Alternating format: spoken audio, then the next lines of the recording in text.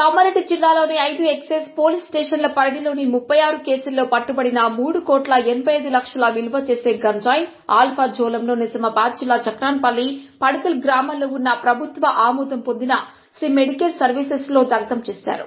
Nizamabad deputy commissioner Somireddy disposable అధికారికంగా ఇచ్చిన ఆదేశాల మేరకు 783.36 కిలోల గంజాయి, 16.625 కిలోల ఆల్ఫా జోలం, 2.15 కేజీల డ్రైజీ ఫామ్ ను కాల్చివేశారు. యువత గంజాయి వంటి అన్ని రకాల మత్తు పదార్థాలకు దూరంగా ఉండాలని సూచించారు. ఎవరైనా గంజాయి అమ్మినా, కొనుగోలు చేసినా కఠిన చర్యలు తీసుకుంటామని పోలీసులు హెచ్చరించారు. జిల్లాలో గంజాయి అక్రమ రవాణాపై గట్టి నిఘా పెట్టామని, నిరంతరం తనిఖీలు కొనసాగిస్తున్నామని తెలిపారు.